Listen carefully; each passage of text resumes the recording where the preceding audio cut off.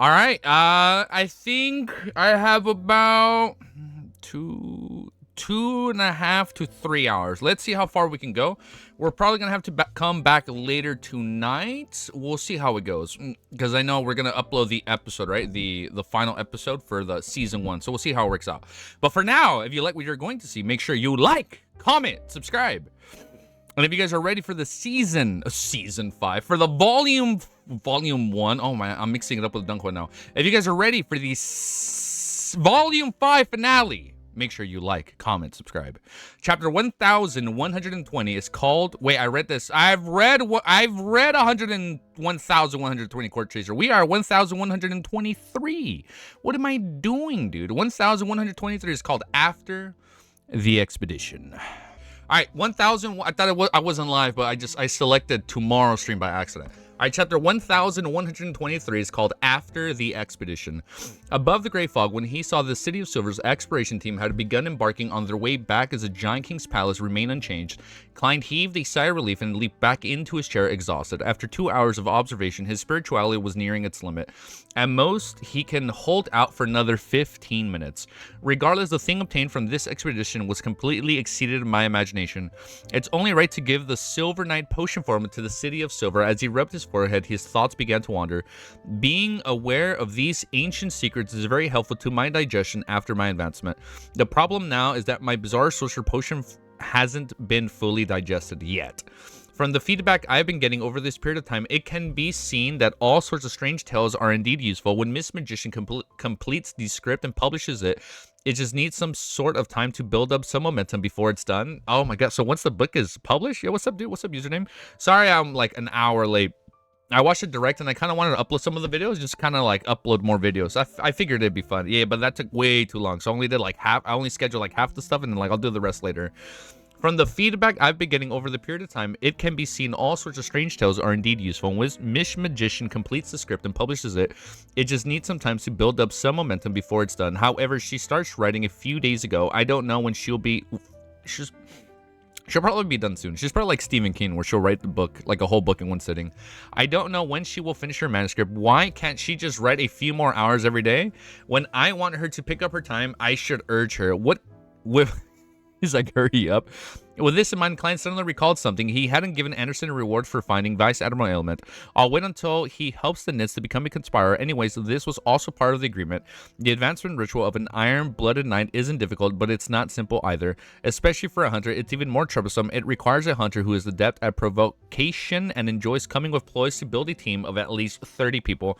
It requires a hunter, I just read this, and also nurture a deep sense of friendship amongst them while making them strong. When they can act almost as one, they'll set up the ritual. The greatest the strength, the greater the strength and the camaraderie amongst the team, the better the effects of the ritual. Seeing that the City of Silver's expedition team was returning in an ordinary manner without encountering any accidents, he finally felt at ease. He felt the world above the gray fog and threw himself into bed, falling into a dream. After some rest at the afternoon town camp, Derek Burke finally recovered, and his face was no longer as pale. He had just eaten bread made from black-faced grass powder with a few... When a figure grew out of the shadows outside and said in a low voice, "Derek, the chief is looking for you." Yes, Derek subconsciously stood up. Thank you. He was originally preparing to find the chief and hand over the Silver Knight potion formula. After watching the messenger retreat into the shadows, he walked out of the room and arrived at the clearing where the bonfire was illuminated. At a glance, Derek saw many members who hadn't participated in the expedition gathering in a group of 2 to 3. They were excitingly discussing something. They already knew that one could see... What? They already knew that one could see the sea from the Giant King's court. They knew that it wasn't too far from the coast, and as long as they found the court's path, they would arrive there in no time. This was also an important step from the City of Silver to save themselves after discovering the outsider, Jack. The residents of the City of Silver, who mainly had the power of dawn, finally saw the light of dawn.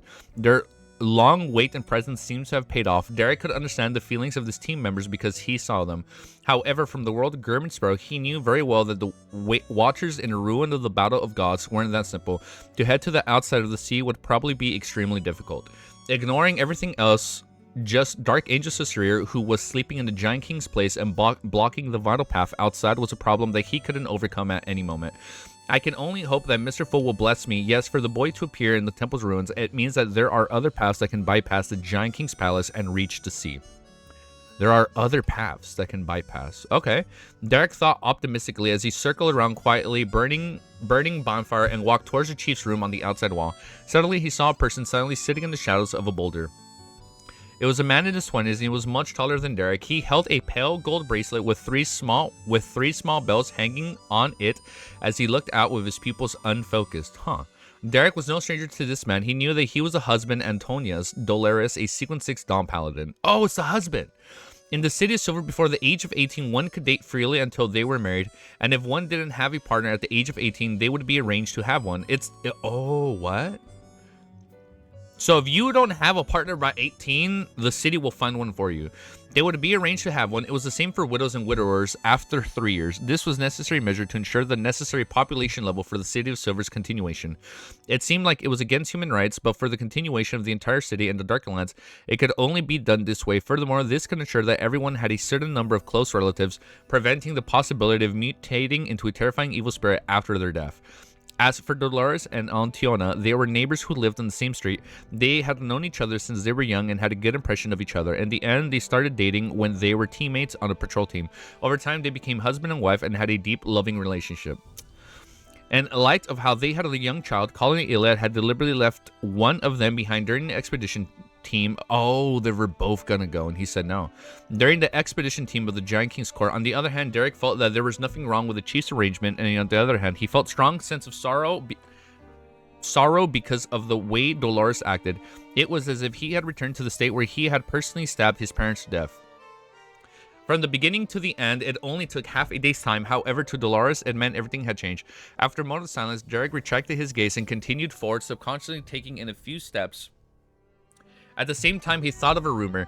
Shepherd Elder Lovia once had a husband, but he died in an expedition. This was very common to begin with and wasn't worth discussing. However, other than Lovia, the teammate that explored the ruins of the temple had all gone mad. Oh, that was mentioned in Volume 2.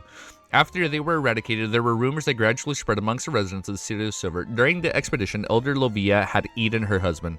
In the night, with low lighting frequency, the winds were rather cold. Derek shivered and turned his attention back to the scene before him. He took a few steps and arrived at his destination. He raised his hand and knocked on the chief's door. "Come on in." Colin Iliad said calmly. Derek pushed open the door and entered. He saw that the chief wearing a linen shirt and dark-colored coat, wiping his two swords with oil. Colin Iliad didn't stop. He raised his head and looked at Derek. "What are your thoughts on this expedition? What's the chief's motives for asking this?" Having been influenced by Olger, Derek subconsciously had this thought. Unable to grasp the true intentions of the chief, he had no choice but to close the doors and answer frankly. There might be other paths to the seaside. The palace of the Giant King should be very important, but that's too dangerous. We need more information. Colin Iliad nodded and asked, "The kings of angels and other existences who call themselves deities secretly plotted together because they wanted to resist the Lord, and their successor caused this land to be forsaken." Although Derek had never directly heard of such an inference, What's up, Mick? It wasn't difficult to come up with a similar conclusion based on the various secrets. What's up, love? Based on the various secrets. I'm sorry, I'm like over like an hour and something late compared to the original stream from like 4 or 5 hours ago. Various secrets, I apologize. Various secrets he had learned from the Tarot Club. Yes, that should be the case. Colin fell silent. Even his act of whipping his sword slowed down. After a few seconds, he put down the items in his hand and took 2 steps forward. Those who participated in the conspiracy are still active. I'm gonna lower the volume. Oh, was just finished? Oh yeah. He was gonna go live at the same time I was gonna go. Right. My bad. Good thing I edited it and then turned the direct stuff. Colin Iliad nodded, indicating that he had nothing else to ask. Derek hurriedly said, "Chief, I obtained the complete formula of the Silver Knight potion, including the supplementary ingredients and the advancement ritual during the light color Merc's death." When he said this, Derek knew that his lie sounded overly fake. It could be seen right through away, because he didn't even dare to open his eyes back then. However, he just couldn't think of a better excuse.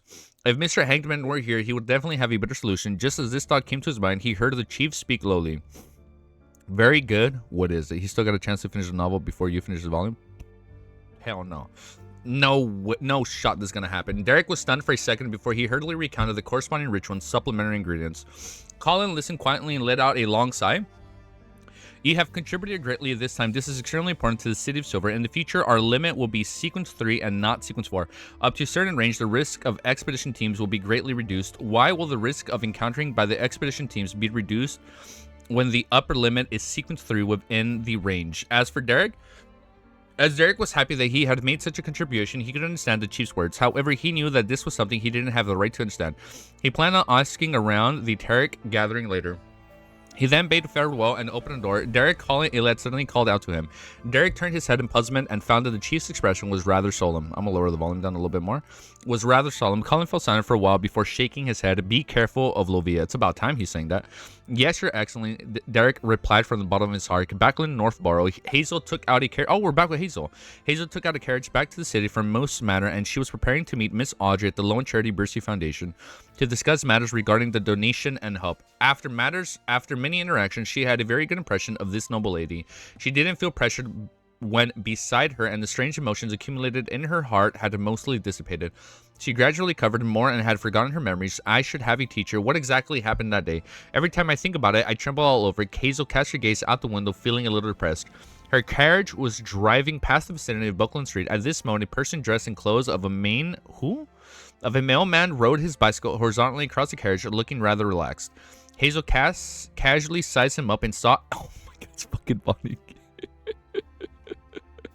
It's fucking Amon wearing the monocle, dude. Hazel casually sized him up and saw a monocle on his right eye. Holy shit. He's like, I'm fucking watching you, bitch. That's exactly what he's saying. He's like, I'm watching you. I love this song, man. Geeky Easy. Ooh, we invert it. All right, chapter 1124 is called Enhanced Teammates.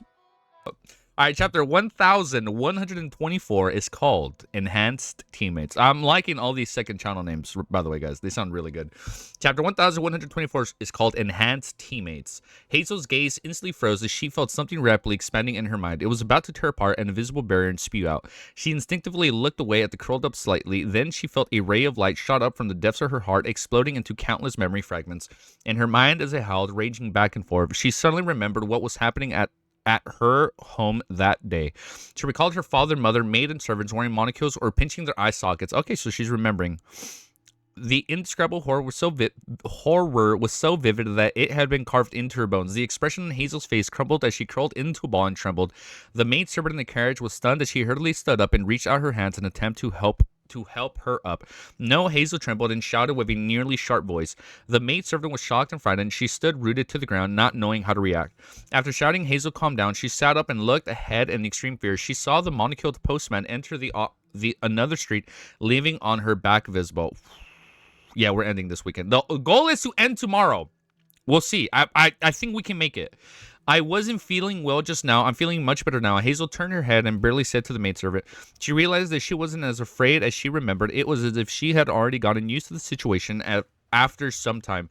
If not, I might have lost control just now. Why would I use the word lose control? Thankfully, I forgot those memories and didn't do anything eye-catching when I saw the postman. It took me 10 seconds to break down. If not, I might have been detected and something terrifying might have happened. GG. Oh, she's so dead this volume.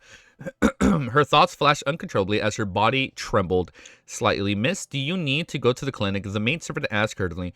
Hazel instinctively shook her head as her maid turned chaotic and she casually said, let's go to the Lone Charity Bursey Foundation first. I remember there's a private clinic nearby. All right, the maidservant turned around and instructed the coachman to speed up.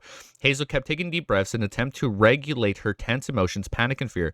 It had to be said that it was somewhat effective. She seemed to have calmed down a little instead of breaking down immediately. At that moment, a sparrow had appeared above the carriage at some point in time. That's Amon. That's Amon. It squeezed its right eye and spat out a human language with almost no sound. She seems to have some unnecessary misunderstanding. Fucking Amon, what the fuck? She seems to have some unnecessary misunderstanding about me. It looks like I had some interactions with her before. Wait, what? It looks like I had some interactions with her before. He doesn't know? And she's a resident of Buckland Street. Interesting. Before long, the carriage arrived at Phelps Street. Seeing that the Lone Charity Bursey Foundation wasn't far away, Hazel suddenly said to the cathedral, turn towards the St. Samuel Cathedral first. I want to pray. I want to tell the bishops who had happened that day and that she saw today. In the gap of the carriage, a black ant moved. I'm sorry, he's the ant? A black ant moved its feeler on its right and whispered in a human voice. Humans nowadays are really lacking in creativity.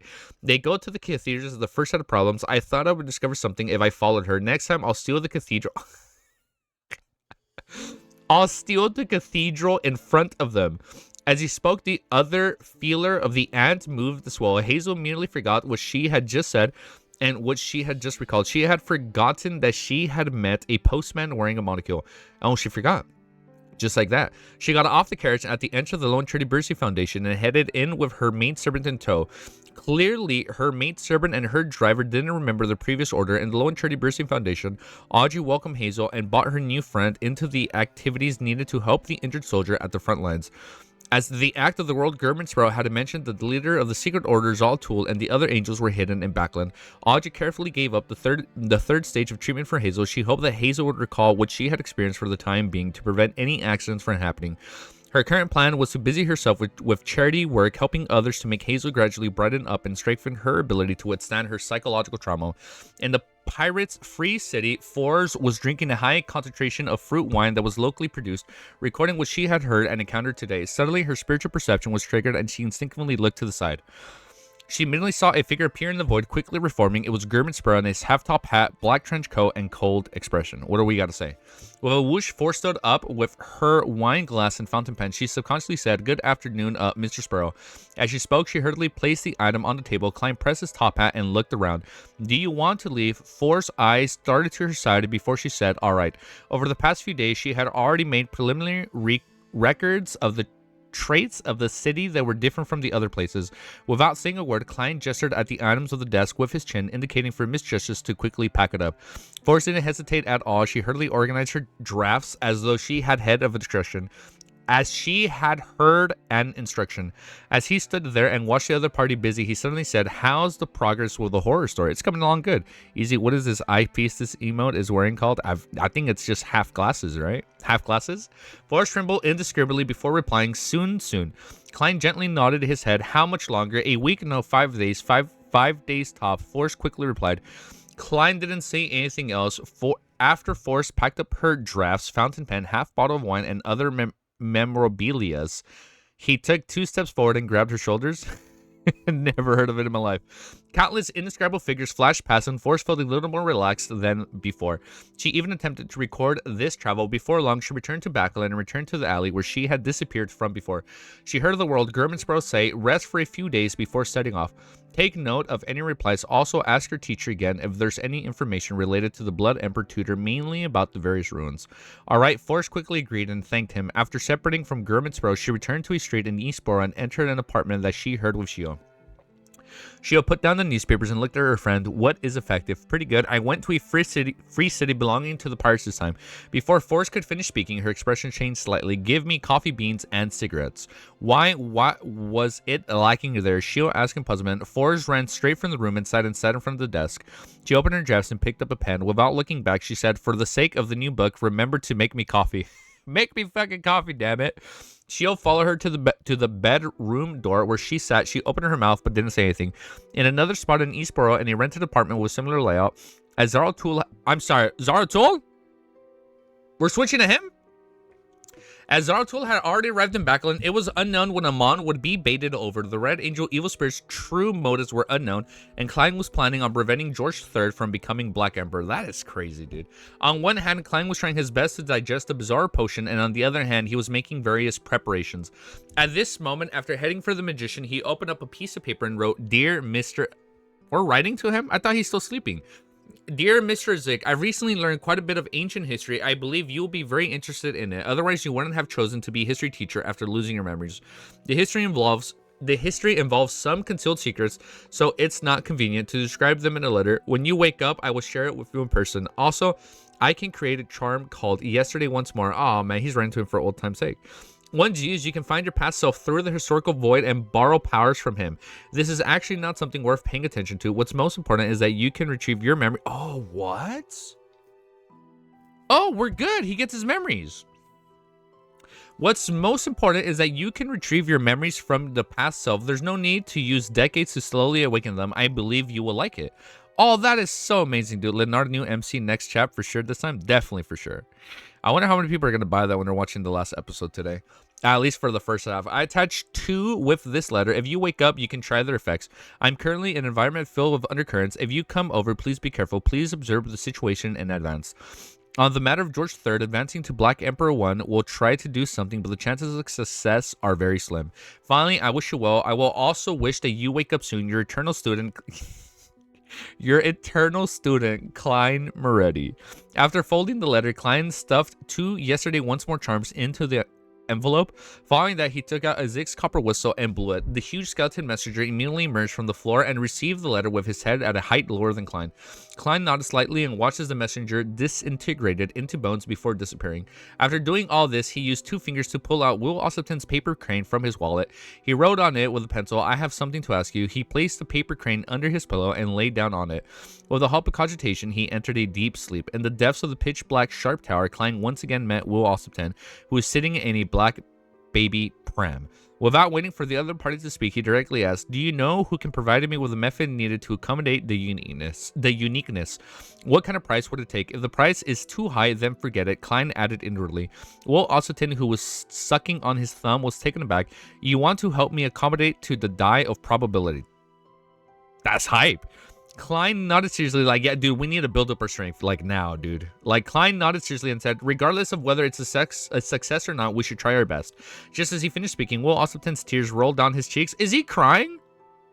Will Ossipton's tears rolled down his cheeks? The chubby baby pounded his head to the side and cried sadly. He whimpered and said, "It's useless, it's too late. I've already rebooted, and I still have to spend at least 22 years growing before I can accommodate the uniqueness. Why didn't you say that earlier?" Wait, what? It's useless, it's too late. I've already rebooted, and I still have to spend at least 22 years growing before I can accommodate the uniqueness. Why didn't you say that earlier? Can he use the yesterday once more charm and then go back to his prior self before he rebooted? I'm really unlucky. It must be that silly snake Ouroboros who took too much of my luck. What? Is that what happened? Oh, you're right. Okay. Still snack Leonard. So, okay, the charm is temporary. Okay. Yeah, I forget. Okay, so the charm is, it's not permanent, duh. Okay, it's only temporarily. Chapter 1125 is called Opportunity. As he listened to Will Ossipton's tearful complaints... Throwing a temper tantrum. As he listened to Will Ossipton's tearful complaints, Klein was at a loss at how to react. He could only remain expressionless. After the baby, wrapped in silver silk, calmed down, he asked in puzzlement, "Even if I said it earlier, it's useless. When I meet you, you were already rebooted." "No, I was still Will Ossipton at the time. I didn't have the Cressus as my last name. I'd rebooted for a long time back then." The chubby baby wiped his tears and said, "Although I am still quite some time away from becoming an adult, as long as I was willing to take a certain risk, it wasn't impossible to accommodate it. With the luck I've accumulated, the risk can be resolved, but the difference now is just too great. There's no way to make up for it, so it's not worth it." With a thought, Klein said after some deliberation, "Perhaps you can find an angel from the Marauder pathway to steal time from you, allowing you to grow up faster." Perhaps you can find an angel from the Marauder pathway to steal time from you, allowing you to grow up faster. Will Ossipton was still choking as he shook his head and said, "It's useless. It's impossible for them to accurately steal my childhood and teenager years. If it's only a matter of living time, it would allow me to grow. It will only reduce the age I can reasonably live to. When the time comes, Will Ossipton Cerise will die prematurely, having been born in 1350 and dying in October 1350, for a ripe old age of 4 months. But I've seen cases of aging rapidly due to the theft of time." Klein recalled when he saw in Amon's mausoleum. Oh, we get Amon to do it. We make a deal. The chubby baby still shook his head. "No, that's just a manifestation of it being symbolized. If it's used on me, it would just be a baby that starts to grow wrinkles with his hair turned white. That's not a nice sight. To truly accurately steal the childhood and teenage years, it has to be Amon, and it has to be his true body in person." Oh, shit. At this point, the baby wrapped in silver silk and Klein fell silent at the same time. No one spoke for a long time. If he were to get Amon, the years that were possibly robbed wouldn't be limited to just the childhood and teenage years. After a while, Klein took a deep breath without hiding anything.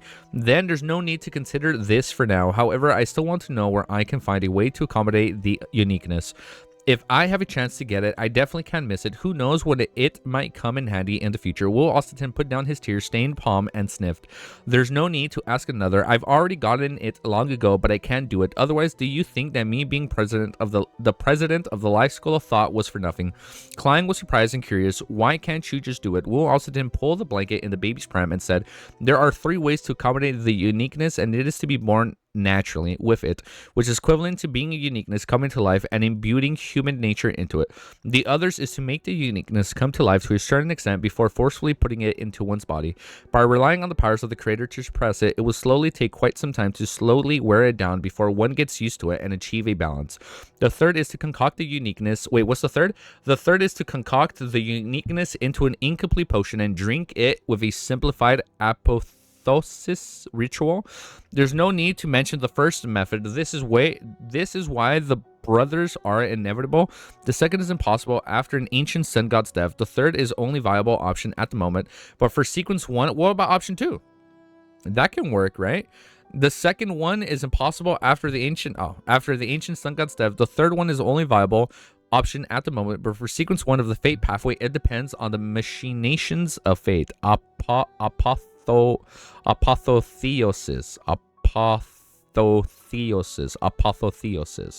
The first point, thank you, Mick.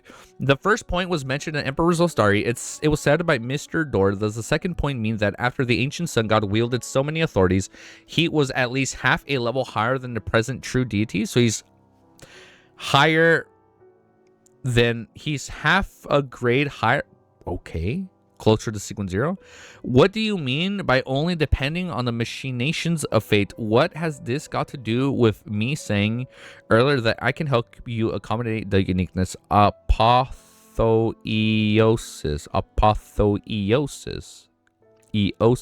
Thank you, guys. We've been doing until the day we die, right, guys? Walt Austin's chubby baby face revealed a look of poignancy. Here we go. The apotheosis. Remove the first T. The apotheosis, son of a bitch. The apotheosis ritual for the fate pathway might be the simplest, or perhaps it's the most difficult. As long as we find the correct opportunity in the torrent of fate, we got it right? Yeah, we got it right. All right, we got it right. As long as we find the correct opportunity in the torrent of fate, torrent from Elden Ring, I understand the reference, we can directly consume the potion and attempt to advance. But the problem lies in the fact that the exact opportunity cannot be divided or prophesized. There's no way to lock onto it. I can only eliminate certain inferences and patiently search as I experience life. I've already rebooted countless times, and I've spent ages, but I still haven't encountered it. At this point, the baby's tears flowed down again. It sounds simple, but in fact, one can only rely on fate. It really depends on how well you look. With a sigh, Klein asked enlightenment, when I said that I will help you accommodate the uniqueness that you vaguely grasped the opportunity, the chubby baby cried even harder. Although I didn't really find it, I did sense it to a certain extent. Is that so? Back then, when Will Austin came into contact with me, other than hoping to receive the help of yesterday once more, was it also pushed by luck? What a charlatan, Klein tearfully acknowledged. Then there's no way. You can only give me a few more of those charms. Will Austin nodded heavily. All right, replied Klein generously. He then added, you have to give me a few paper cranes. With that said, the baby wrapped in silver silk, and Klein fell silent. In the rental apartment, after waking up from his dream, Klein got out of bed and walked to the room outside. He took out the pen and paper and began to write to Leonard. I obtained the charms that originate from the high sequence beyonders of the seer pathway. It allows someone to borrow powers from their former selves. Klein didn't mention that it might be something his dear poet needed, as if he was simply describing it. After folding the letter, he took out a gold coin and a rectangular diamond-like charm and blew it into the adventurer's harmonica. Renette Tinker, who was wearing a dark and complicated long dress, walked out of the void with 4 blonde, red-eyed heads in hand. All eyes were cast towards the yesterday once more charm. The 4 heads spoke one after another. Woe to deal with this time so direct. Klein sighed and smiled. It's unconfirmed yet. I'm going to attempt at foiling George III's plan. I might need your help at critical moments. Oh, it's going to be a good team up. The 4 heads in Renette Tinker's hands spoke one after another. This sounds She's scared? This sounds extremely dangerous. Requires higher payment. More of these charms. The corner of Klein's forehead twitched as though he had experienced the pain of tearing his soul apart. He's like, I just got these. 3. Renette Tinker's head, who had failed to join in the final sentence, shook. Klein smiled and answered, no problem, but it will take 1 to 2 weeks. Firstly, he had recently separated many worms of time and made quite a number of yesterday once more charms. It made him feel like he was nearing his limit and needed some rest. Secondly, he felt like it would be another 1 or 2 weeks before he could digest a bizarre... Oh, we're digesting at the end of this volume, huh? Before he could digest the bizarre sorcerer potion and attempt to advance the Scholar of Yore once Miss Magician's new book was published. When the time came, he might have a simpler method. Renette Tinker's foreheads began to bob with the help of their hair.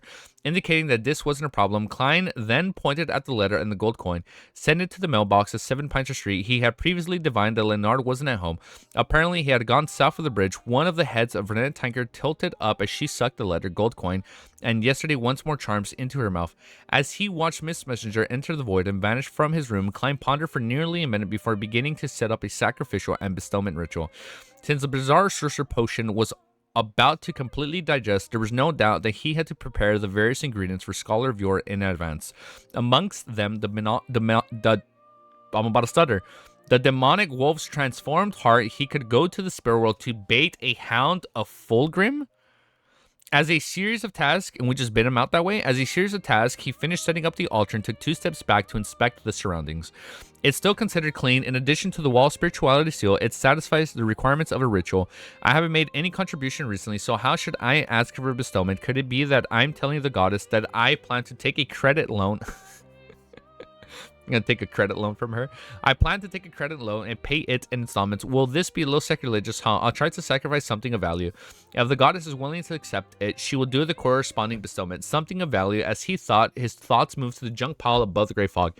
He really wanted to pack up the items he couldn't sell for the time being, such as the biological poison bottle, the interrogator beyond her characteristics, lunatic beyond her characteristics, Blatherer's aura, thousand-faced hunter's blood, 6-winged gargoyle eyeballs, spirit world plunderer powder, and other items to sacrifice to all of them. And other items to sacrifice to the goddess to exchange for the materials needed for Scholar Viewer. However, he felt that this would make the goddess seem like a rag and bone man, hence he could only give up the idea.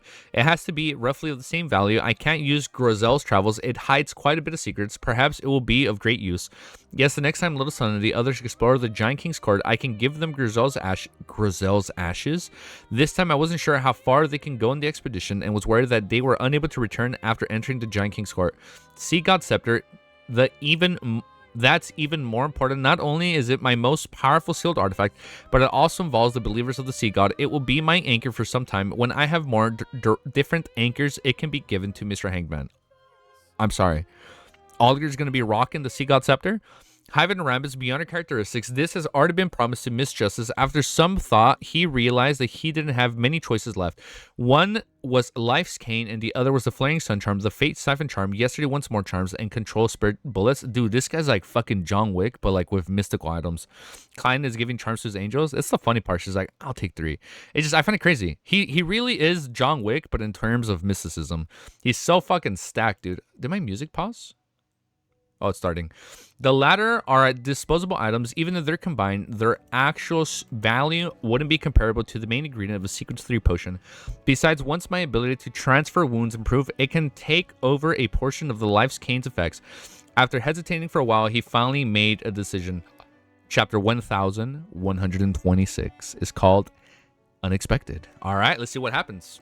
Chapter 1126 is called Unexpected. After bringing the wood-colored cane back to the world, Klein immediately began the ritual. Like, nothing unexpected is going to happen this chapter, Mick. Everything's going to be preordained and fall under expectations. Watch. He lit the candles and burned the corresponding essential oils and herbal powders, took 2 steps back, and skillfully recited the honorific name of the goddess. Finally, he said, I sacrifice this cane filled with life to you. I am willing to receive your blessings. He didn't directly mention Demonic Wolf of Fog's transformed heart and the White Frost Crystal. This was equivalent to making an equivalent exchange, not offering sacrificial items and praying for a bestowment. Damn, dude, everything will be a reasonable development. What? Ooh, that's pretty good, Mac. There is no need to be too meticulous in other aspects of the ritual, but this was a case of showing his attitude at a fundamental level. He felt that he needed to be careful. When Klein finished the sentence, took out 2 of the 3 candle flames, swirled and interweaved, forming an illusory and dark mysterious door. The door slowly opened, creating strong invisible winds. They swept up the Life's Canes, allowing it to disappear into the seemingly endless cosmos through the gap of the illusionary door. Immediately following that, there was a flash as 2 items tore through the barrier and landed on the altar without making a single sound. One of them was a strange heart formed by wisps of white mist, and the other was a crystalline frost that emitted cold air. Klein was delighted as he hurriedly lowered his head and thanked the goddess of her bestowment. When he raised his head again, the dark and mysterious door had closed. It rapidly faded away, and the altar was completely restored to normal. Phew, it really succeeded. You see, expectations. That was all within expectations. Phew, it really succeeded. Klein heaved a sigh of relief and took 2 steps forward, putting away the demonic wolf of the fox transformed heart and white frost crystal. At this moment, the relaxed him couldn't help but have a thought that he absolutely couldn't say out loud. If I had known that it would go smoothly, I wouldn't have used my life's cane.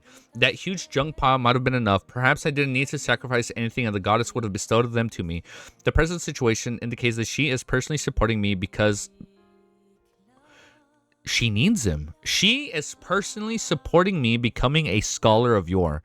Of course, this way, maybe she's like...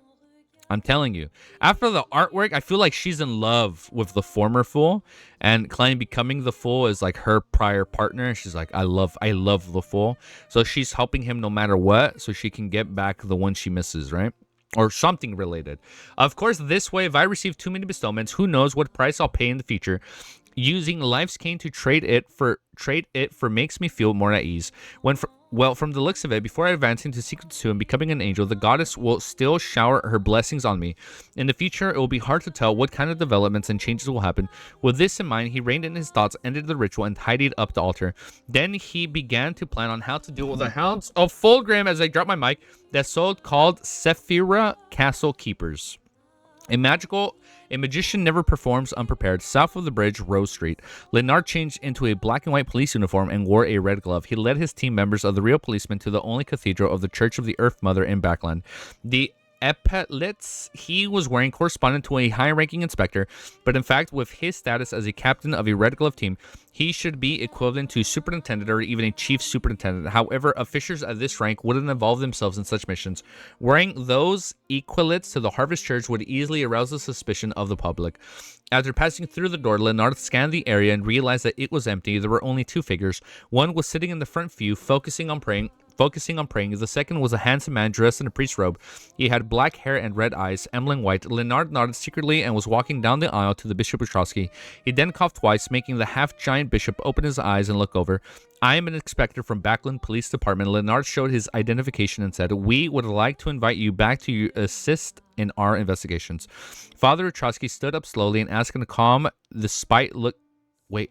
tone despite looking down at them. What's the matter? The nearby residents reported your abnormal behavior, saying that it's possible that you're a spy from Facek or Fena Potter? No. Leonard explained the reason he had long come up with. We're like, no, even if this is a lie, it'd be so scary if he's actually a spy, which he's too much of a Chad for that to happen.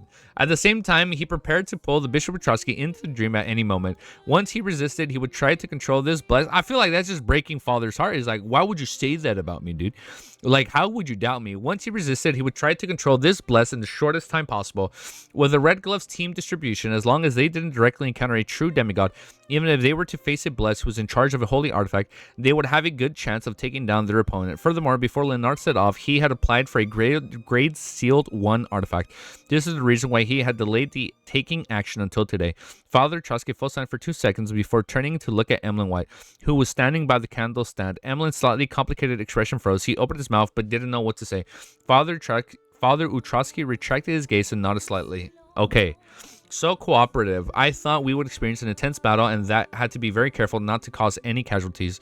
Leonardo was taken aback before he smiled. Thank you for your cooperation. If there really was a battle that ended up harming a blessed of the Earth Mother, Leonard suspected that the tense situation would rapidly be aggravated. Through the ancient history and Grizel's travels and the various secrets he learned from the Terror Club and the corresponding explanations of Old Man Palas, Leonard knew that the relationship between the Church of Earth Mother and Church of Evernight was like dried timber. It could be ignited with a tiny spark. When the time came, the history books would record today's event. The war would go from a localized problem to fuse that ignited the globe. Leonardo Mitchell had lit a religious gunpowder keg. Maybe this is all part of Adam's plan. Few, seeing that Father Trotsky didn't resist and accepted the protective custody, Emlyn White secretly heaved a sigh of relief. He was very satisfied with his performance at the Terror Club. At this moment, the Red Gloves team member Cindy looked at Emlyn, who lacked a level of masculinity due to the gentleness of the soft moonlight. She lowered her voice and said, Cap, sir, there's still a priest. Should we take him with us? Yes, we can temporarily shut down the Harvest Church for some time to prevent any actions from happening. Emlyn Leonard. After a few seconds and repeated deliberation, Leonard finally said, if the spy can involve Finn Potter, he would be considered a suspect. Let's invite him back to assist in our investigations. Emlyn was stunned, unsure of what expression to show in response. East Borough, in a 2-bedroom rental apartment, Forrest rubbed his dark eye circles and drank the last mouthful of bitter coffee. She stood up abruptly and began changing her clothes. Done writing, Shio, who enjoyed her breakfast, was taken aback. It had only been a day and a half. Forrest shook her head and... Wait, she's done? Done writing. She's done with the book. Not even a draft. Like, just done. Done writing, Sheila was enjoying her breakfast, taken aback, and it's only been a day and a half. Forrest shook her head and took a deep breath. No. But I've already written the first volume. I can hand it over to the editor of the publisher. If it serializes, there's no need to finish it all now. Sheila thought and said, this is indeed a good idea. It effectively reduces your stress. Forrest's expression twisted as she closed her eyes. I hope so. In another rental apartment a few streets away, after a series of tasks, Klein, who had come up with a plan and made his preparations, put on creeping hunger and quickly turned transparent as he entered the spirit world. Looking up, he saw the 7 pure lights that comprised of 7 different colors. He released the arms of 2 marionettes and took out a box. He removed the wall of spirituality around, allowing the aura of the demonic wolf, a fog-transformed heart, to emanate from it. Then he pulled Uni, while Uni pulled Konis together. The 3 of them rapidly teleported deep into the spirit world. Along the way, all kinds of strange spirit world creatures passed by them like oil paintings that depicted hell. After an unknown period of time, Klein's premonition for danger suddenly stirred as a scene quickly appeared in his mind. Red, black, white, blue, and other colors saturated and overlapped as a slender figure suddenly appeared. It looks like a hound. Is it the Flagera? Not Flagera, the Phlegrum? The demonic Phlegrum. It looked like a hound. Its entire body was covered in black short fur, and its eye sockets were 2 balls of dark red burning flames. The end of its mouth extended to the back of its head. It clearly existed there in its corporeal form, but it gave off an illusory feeling that felt surreal. Hound of Fulgrim. Damn, that is sick. All right, we fucking finally found one, dude. Klein immediately turned around and faced it. He released his 2 marionettes at the same time, allowing them to wander different directions. In the blink of an eye, the Hound of Fulgrim appeared. The 2 dark red eyes, which weren't too deformed but were absolutely terrifying, turned and looked at Klein. Right on the heels of that, its figure became more and more illusionary. It instantly dispersed as though it was a projection from history. It ran away just like that. As Klein muttered to himself in shock, he became even more wary of the possibilities of a surprise attack. More than 10 seconds later, 2 figures phased into existence. They were covered in black fur, their eyes burning, and their corners of their lips extended to the back of their heads. However, there was only 1 dark red flame that left in the eye sockets of each of the 2 monsters. That remaining fireballs were in their paws. I read that wrong. I'm sorry. Without waiting for Klein to react, the 2 Hounds of Fulgrim lay down in the void of the spirit world and wagged their tails. They wagged their tails. Are they happy? And they wagged their tails. They wagged their tails. Klein's mouth was agape, wondering if he was dreaming. Unexpected. Oh my... Wait. Without waiting for Klein to react, the 2 Hounds of Fulgrim late. Wait.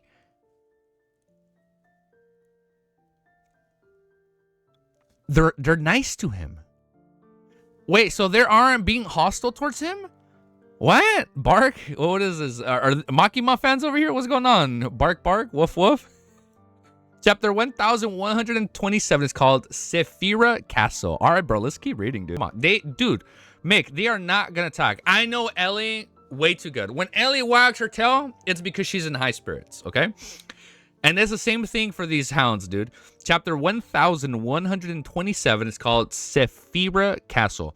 Only after the 2 burning dark red fireballs floated over the Hounds of Fulgrim and landed in front of him did Klein snap back to his senses. He felt puzzled and relieved. Why did they harm themselves to come up with a pair of red eyes for me? Why did they harm themselves to come up with a pair of eyes for me? These eyeballs seem to have thick and sticky blood covering them. If this is a trap, I would have already stopped into them. To think that I felt a daze for a few seconds. I'm sorry. So are we actually becoming beast tamers? Is that what's happening here? Did we become beast tamers? I think we became beast tamers. I think we actually became beast tamers. If this is their trap, I would have already stepped into it. To think that I fell into a daze for a few seconds, this fatal mistake for a bizarre sorcerer in battle. However, no matter who it is, it's inevitable that they will have similar reactions when encountering something like this the first time. Let me skip the song. The terrifying enemy who had meticulously planned to deal with it had ended up kneeling down and wagging their tails the moment they see them. This is like a dream. Beast Tamer theory was always correct. Please tell me there's artwork on these wolves. Turns out once to become a vampire, it wasn't done but Klein. wait, how? How did Klein become the vampire in this situation right here? This performance is very similar to Erode's. Could the great existence all spirit world creatures love Klein? Holy shit, he who resides above the spirit world. So everybody under him is from the spirit world and they all love him. Wow, that's so weird. It's like, oh, I'm sorry. The gray fog and the spirit world have a connection then. Huh. This performance is very similar to Erode's. Could it be that the great existence above the spirit world be able to showcase special traits in the spirit world? And this thought flashed through his mind. He looked at the two dogs that were prostrating themselves in the void and wagging their tails. He stretched out his left hand and grabbed the two dark red flames and large amounts of thick, dark red blood. The moment he came into contact with these things, he suddenly heard a familiar ravings and roars. They were sometimes shrill, sometimes dull, sometimes magical, sometimes seductive, sometimes crazy, seductive cries. What? The dogs love Klein? I don't get why. So it's like Erode's. They just have this natural affinity towards him. Sometimes crazy and sometimes ethereal. Immediately following that, an illusionary grayish white fog appeared in front of him. The fog spread out in all directions. Oh, the fog spread out in all directions. Above them, there was a towering and majestic palace looking like a god's residence. This was a very familiar scene because every time he entered the mysterious space above the gray fog, he would pass through it. In the beginning, it was difficult for him to notice his surroundings, and after he took 4 steps counterclockwise, he got used to it, and with the advancements of his sequence, he was able to easily take the opportunity to observe the phenomena, and at that moment, Klein had enchanted the honorific name of the celestial worthy of heaven and earth for blessings, or taken 4 steps counterclockwise, but he's in a gray fog. This made him extremely wary. Then he saw a few figures appear in the endless gray fog. What? They overlap with the gray fog at times, while separating the other times. They were none other than the Hounds of Fulgrim, with their eyes burning with dark red flames and their bodies covered in short black fur. The 2 Hounds of Fulgrim had lost one eye each, returning to their companions' side and blended into the dark spots in the gray fog. What? The 2 Hounds of Fulgrim had their eye sockets and returned to their companions' side and blended into the dark spots in the gray fog. I don't think so. No, we'll send you art. Okay, I'm like, can I Google search that? I was like, no, probably not. The entire phenomenon vanished as well. In the depths of the dark spirit world, Klein realized that there were no longer any Hounds of Fulgrim around him. Only his 2 marionettes and strange spirit world creatures remained. Klein lowered his head and looked at the eyeballs and blood in his hand. With his presence, he confirmed that what he had just experienced was not an illusion. The Hounds of Fulgrim, also known as Sefirah Castle Keepers. What is this? Let me write this down. Sefirah Castle Keepers. What? Sefirah Castle Keepers. They live in the historical void. I saw them activate within the gray fog before fishing out of the dark spots. Combining what he had seen and heard, Klein gradually came to a bold conclusion. Perhaps Sefirah Castle is referring to the mysterious space above the gray fog? Wait, it has a name? Sefirah Castle. So when you go above the gray fog, the place he resides at is known as the Sefirah Castle. Let me Google. Let's text to speech this bitch. Let's make sure I get it right the first time. We gotta make sure I get it right the first time. Sefirah? Perhaps Sefirah Castle. Sefirah. We finally know the name? Sefirah? Sefirah. Perhaps Sefirah Castle is referring to the mysterious space above the gray fog. It's referring to that strange... What? It's referring to that strange door of light. As for the gray fog, it's a symbolic object... Wait, what? The gray fog is a symbolic object formed from all the history in...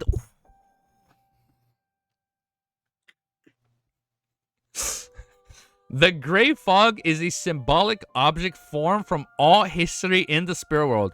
There are void gaps present in it. I'm getting a headache right now. What the fuck is going on? Every time I enter the mysterious space through the gray fog, I leave certain traces there, making the Hounds of Fulgrim no longer feel unfamiliar with me.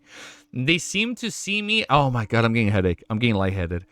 I'm getting lightheaded. I need to fan myself down. I lost my fan. I found my fan. They seem to see me as the owner of the Sefirah castle. So when they saw me, they immediately offered me what I needed and shook their tails to gain favor. After a day of planning, asking about the situation, and inviting helpers, I ended up targeting my own guards. How the hell did he get that spoiled? Was that an accident or somebody like just dropped that name? As he thought of this, because some guy came in chat and said, oh yeah. Oh wow. That's fucked up. That's crazy. It's crazy how people just like, oh yeah, let me spoil him. Or like, it's just like, let's spoil this person that won't know something for like 1,000 chapters. Oh yeah. It's crazy how people just do that. I don't know. I mean, I assume they do it for rage bait, but ain't gonna work here. As he thought of this, he inexplicably felt a sense of absurdity. Now, I'm not trying to bait someone to do that. No, sorry. As he thought that we are very strong when it comes to the ban hammers, when it comes to spoilers. As he thought of this, he inexplicably felt a sense of absurdity of the situation. It felt like the fool above the great fog was reaching out his hands to fleece someone, only to end up fleecing himself. View Sefirah Castle. Although this development makes me even more afraid in any case, I still have some understanding of the owner of the great fog and the mysterious space. The unknown is the most terrifying thing. After standing silently in the depths of the spirit world for a moment, Klein slowly exhaled and summoned his 2 marionettes back. He planned on waiting for the bizarre sorcerer and potion to completely digest before attempting to seek out relevant knowledge about Sefirah Castle from roads and other places. When the time came, if anything were to happen to him, he could use his advancement to fight it. Sporal in a 2-bedroom rental apartment with her dark red circles. Force returned and retrieved. She's just tired, dude, from writing a book for a day and a half. Force returned and retrieved the day's newspapers, letters in passing. How was it? Shio, who had just returned from home lunch, asked. Force covered her mouth and yawned. Not bad. The editor I know is very satisfied with my new book's topic and writing style. He decided to arrange for it to be serialized as soon as possible. You might not be aware, but the horror stories of Backlands hospitals have been very popular recently. A best-selling author had gained inspiration for it and is beginning to serialize similar stories. It's actually not the first to do so. Oh shit, someone beat Force to it. I'm actually not the first to do so. This is a good thing. Shield thought about it and nodded seriously. This means that Force, who had also written the horror stories of Backland Hospital, wouldn't attract too much attention. Her new pen name wouldn't be tested either. Oh, more people are writing. More people know Klein. And also less people think that only she's doing it. Okay, so she's also safe. I know. Force threw the newspaper and said that it took out a few letters that were stuffed into it before quickly flipping through them. That's wild. He takes all this from the real world. Kabbalah equals Jewish mysticism. Oh, really? So he took inspiration from the Kabbalah and named it the Sefirah? Wow, dude, Cuttlefish is a fucking genius, man. It's crazy how he like blends everything together. Soon she found the reply letter from her teacher, Dorian Gray Abraham. Forrest's expression immediately turned solemn as she quickly tore open the envelope. She spread open the letter and began reading. Benjamin, I thought I said Benjamin. I thought it was gonna be like a president over here. Benjamin Abraham is from Entis. He lived in the Rousseau's era. Apart from the mysticism knowledge, wait, no. Benjamin Franklin was not a president. I'm sorry. Benjamin Abraham is from Entis. He lived in Rousseau's era. Apart from the mysticism knowledge and a small amount of inheritance, he didn't leave anything of value behind. Later on, everything was destroyed by the Aurora Order. I'm unable to provide the corresponding information. Mr. Germansborough is about to be disappointed. Force pursed her lips and pulled off a magic trick, burning the letter and her hands to ashes. Then she began writing a reply, asking her teacher if she knew of the secret ruins of the Blood Emperor Elisa Tutor. Klein went above the great fog and listened to Miss Magician prayers. The trail of the clues for Benjamin Abraham have come to an end. It's also part of those lunatics from the Aurora Order. At the same time, he learned of the serialization of the horror stories of Backland hospitals. After returning to the real world, and just as he was about to head out for a meal, he suddenly saw Miss Messenger walk out of the void with 4 heads in her hands. One of them had a letter in its mouth. Who sent it? Asked Klein in puzzlement. Renette Tinker remaining 3 heads replied, a seduced idiot? Who the fuck is a seduced idiot? Who is that? Klein grew confused as he took the letter and opened his mouth. The mastermind behind those matters is George III. His goal is to become the Black Emperor. Are you interested in stopping this matter? Oh, shit. Dude, we're teaming up with Trissy and she joins the Terror Club this volume. Shut the fuck up. A seduced idiot. It's a funny-ass nickname for her. Trissy, this demoness actually dares to write me a letter. Isn't she afraid of being caught by Miss Messenger on the spot? Alright, Miss Messenger just said that the sender was a seduced idiot. Trissy seduced the man and got him to help her summon the messenger while she hid far away and waited for the other party to contact her through a mirror. She's pretty smart, huh? She really is very persistent in investigating this matter. Isn't she afraid? I'm getting lightheaded, man. Isn't she afraid that she'll be killed by either me or George III? That man should be a beyonder. It would be quite difficult for an ordinary person to hold a summoning ritual. After all, it relies on one's spirit and spirituality. Klein was first puzzled before he came to realization. Immediately following that, he began to wonder why Trissy managed to guess that George III wanted to become the Black Emperor. Without sufficient mysticism knowledge and without knowing the Black Emperor apotheosis ritual or the corresponding history, even a demigod would find it difficult to guess. It definitely wasn't as easy as Red Angel Evil Spirit had said. Could it be that Trissy had other helpers, or could it be that she had obtained more power from the primordial demoness, including all sorts of knowledge and secrets? Klein frowned slightly as she felt that there was something amiss. If there was a chance, he would definitely get rid of demoness Trissy. No, she gotta join, dude. After thinking for more than 10 seconds, he took out a piece of paper and pen from his pocket and scribed the reply. I'm interested, but I don't know what you want to do. We gotta team up. In Backland Bridge area, a man in his 30s looked in horror as the headless woman, the four-head demoness reappeared before him and dropped the letter. Are all the messengers in the mysterious world so terrifying? Only about 5 minutes after Ned Tinker left, did the man catch his breath. He picked up the letter and opened it to take a look. During this process, his gaze gradually burned because it meant that he could meet the beautiful woman again. Oh, he's in love, man. So no head? We're definitely missing a head, right? Renette only has 3 heads right now. Where's the other head? He separated them and applied them evenly onto the mirror. A few seconds later, the mirror turned dark as if it was connected to another world. In the blink of an eye, the mirror presented a room that was completely different from the present environment. There was a young girl dressed in a dark black dress. She was none other than Demoness Trissy. The man who finished the ritual immediately revealed an infatuated expression as he subconsciously whispered. The reply said that he's interested. The light dimples on the side of Trissy's cheeks slowly bloomed, making the mirror appear brighter. Her eyebrows relaxed and said, I'll send you a letter. Forward it to Germansboro. You absolutely cannot read its contents. After obtaining the man's unhesitant promise, Trissy stretched out her right hand and switched it across the mirror, causing the dark aqueous light to disappear. She immediately found pen and paper and deliberated for a few seconds before quickly writing. The secret mausoleums needed for the George III ritual should be from the Blood Emperor Lisa Tudor, and there is an existence who understands it very well. Ooh, sharing is caring. It might be able to help us successfully infiltrate and cause damage during the ritual. I have a way to contact that existence, but we have to wait until the next full moon. What you need to do is provide me with some blood, hair, flesh, or bones from a descendant of the Abraham family, Trissy. And then she can lock onto that person that knows? Okay. Next chapter. 1128 is called Finally an Outcome. Huh. Chapter 1128 is called Finally an Outcome. All right. So the tables and the cogs are spinning this chapter. East Borough in a 2-bedroom rental apartment. After receiving Demoness Trissy reply from Miss Messenger, Renette Tanker, he pulled a chair to sit down as he began reading. This means that she knows of Mr. Dor's existence, and she has a way to use the bloodline of the Abraham family to communicate with that entity. Trissy can already withstand Mr. Dor's cry for help. Isn't she afraid of losing control because of this? Besides, she seems to be very sure of Mr. Dor's identity. She really has obtained more knowledge and secrets from the primordial demoness. But in such a situation, why would the demoness of White Katarina be pursuing her? Questions arose in Klein's mind as he read the short letter. As the matter vaguely mentioned by Trissy was within his understandings, he believed that she wasn't lying in that aspect. Furthermore, she had provided a very feasible solution.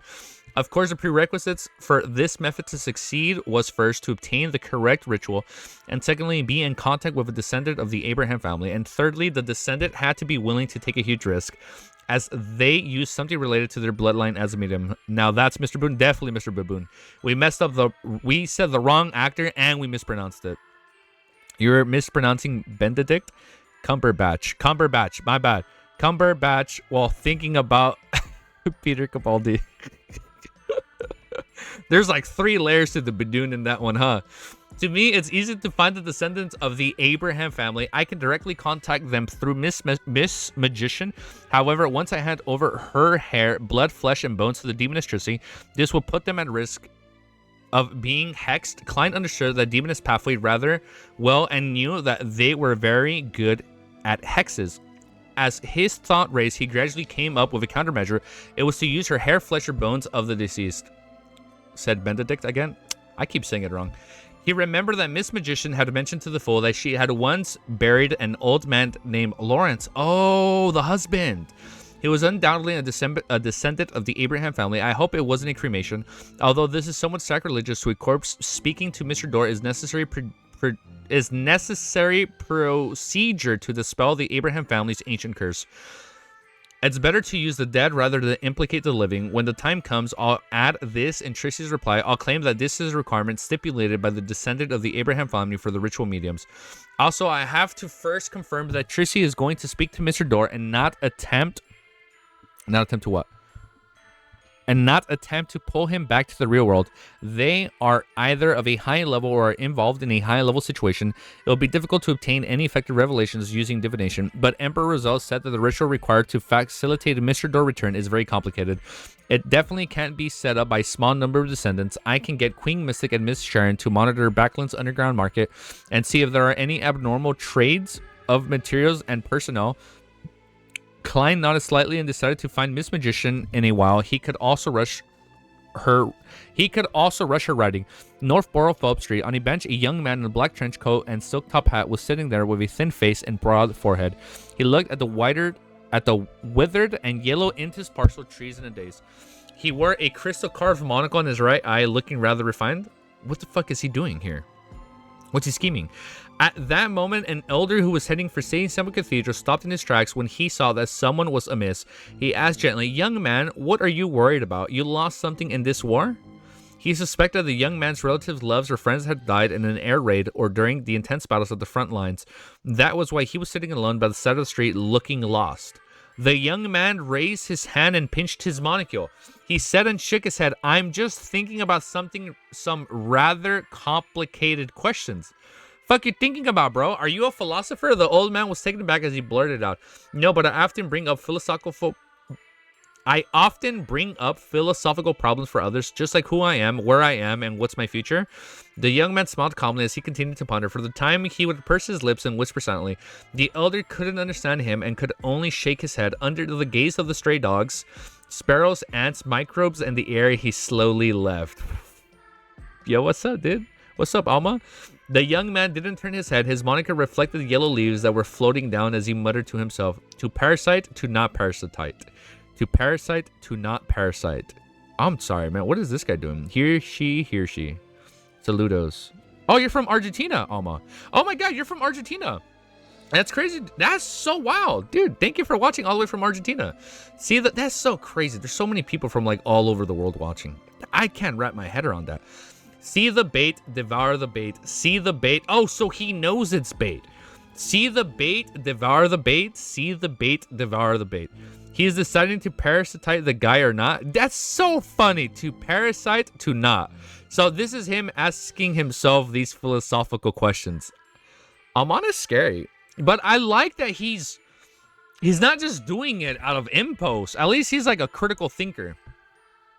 Which makes me to believe we're going to team up with him. He'll be like, to parasite Klein or to not parasite him. Or and like, you know what? Maybe we can use him against Adam. Maybe that's going to happen.